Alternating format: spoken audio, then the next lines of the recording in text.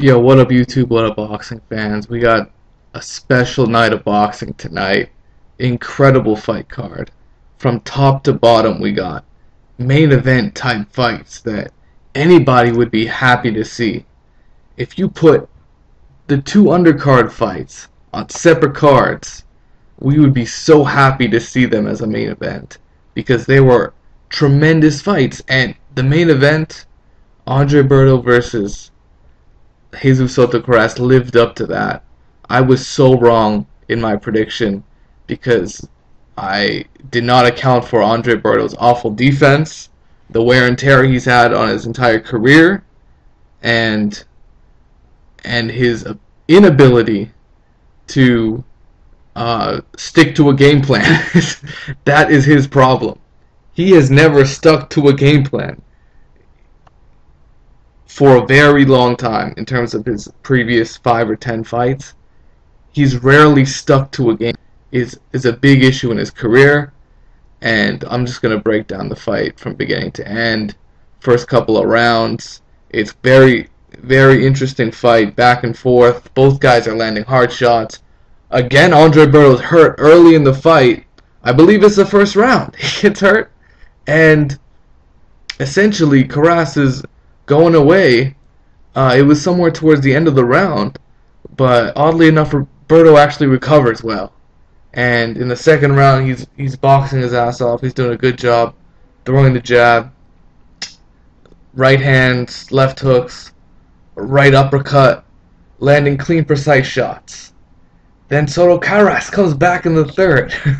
like it's back and forth action throughout from the first to the fourth, right? And then fifth round,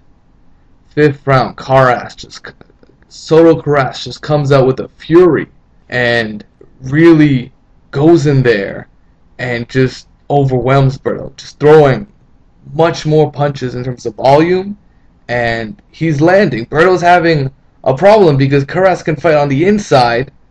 Oddly enough, where Berto has the shorter arms, he wasn't as effective on the inside as Karass was. And on the outside, Karass has the reach advantage, so he's bombing away with straight punches. And even the looping shots, they're getting there.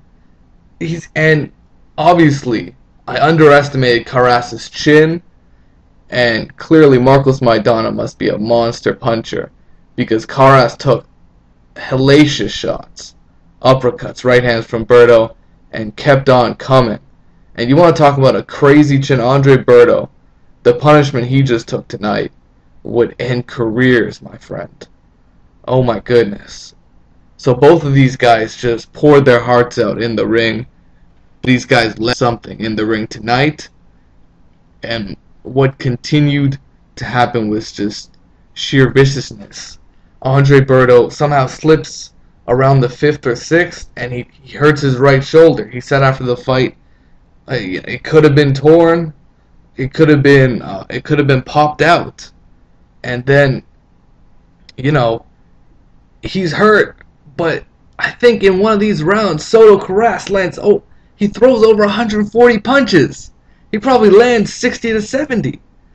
You know, just landing punches over and over again. I thought they would stop the fight. They did not.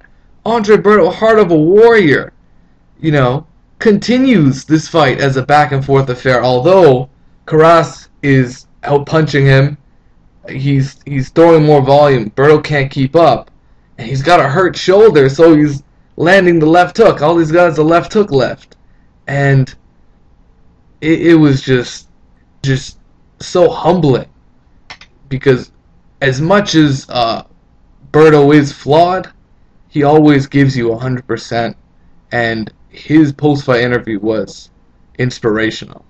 Just to see the heart of a man in defeat like that, unbelievable. Overall, great fight. You have to give so much credit to Soto Karass for dishing it out and taking what Berto had to give him. You got to give Berto credit for having the heart of a lion. This guy has a tremendous heart. Soto Karass, ends up. Oh well, what happens is Berto gets a knockdown I think in the 11th round. Somewhere in the beginning of it, Karass thought it was a low blow. Surely calls it a knockdown. He's not that good of a ref. But this excites Berto, and he thinks he can get a stoppage. And what he ended up doing was making it worse for himself, because he became less defensive, much less defensive. He got too excited going in with his chin up, and I was like, I was very happy, because what I did was I bet the under 8.5 rounds. So I already lost, but to hedge that, I bet both Soto Karass by knockout and Berto by knockout. So I was just hoping this guy turns into Meldrick Taylor, and that's what happened. Andre Berto in that moment turned into Meldrick Taylor, and versus Chavez, and he wound up getting himself knocked out because he could not help but trade with Karass, and Karass caught him on the inside with a beautiful left hook. This is the left hook, and that completely laid out Andre Berto. Surely didn't even give him an 8 count. Berto was even kind of complaining about that afterwards because he thought he deserved one. But after the shots he took, the stoppage is not anything to come about. You know, this fight could have been stopped in the 5th or 6th, honestly. So, you know, tremendous hard show by Berto. Again, I was completely wrong about that fight. I was lucky to bet on Karass by knockout. That saved my ass. And I'm lucky that Karass got it down. I'm lucky that Berto's low blow got him so excited that he just decided to, you know, lay it all on the line. As he said, he went out on a shield. And Karass, huge credit to him. He got a tremendous victory, and sort of a pin on his chest. You know, you could tip it. You could tip his hat off to him. Tremendous performance, and this is one for the ages. So this fight of the year. This could be two fight of the years on the same card. Amazing. Let me know what you guys think it is what it is. Peace out. Take care.